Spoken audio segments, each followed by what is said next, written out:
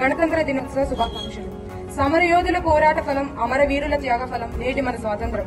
200 సంవత్సరాల పైగా బ్రిటిష్ వారి ద్రాక్ష శృంఖలాలను తెంచుకుని స్వేచ్ఛ వాయువులను పీల్చిన రోజు ఆగస్టు 15 అయితే మన రాజ్యాంగాన్ని మనమే రచించుకుని ఆమోదించుకోబడ్డ రోజు ఈ రోజు.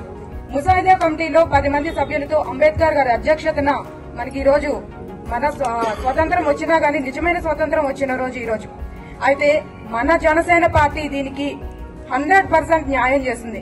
అసలు జనసేన పార్టీ ఎక్కడుంది అన్న వాళ్ళకి ఆంధ్రప్రదేశ్ లో కొడితే కుంభస్థలాన్ని కొట్టాలి అన్న విధంగా 100% స్ట్రైక్ రేటుతో 21కి 21 గెలిచి ప్రపంచంలోనే ఎవరికి సాధించలేనంత విజయాన్ని మన కోసం సాధించి పెట్టారు పవన్ కళ్యాణ్ గారు. దీన్ని మనం ముందుకు తీసుకెళ్లాల్సిన అవసరం ఉంది. అది ఆంధ్రప్రదేశ్ లో ఎలా అయితే విజయాన్ని సాధించామో తెలంగాణలో కూడా అదే విధంగా రాష్ట్ర పెద్దల నాయకత్వంలో ముందుకు వెళ్తూ రాబో రోజుల్లో ఇక్కడ కూడా బలోపేతం అవి రాష్ట్ర రాజకీయాలను ఇక్కడ కూడా మార్చే దిశగా మనం ముందుకెళ్లాలి.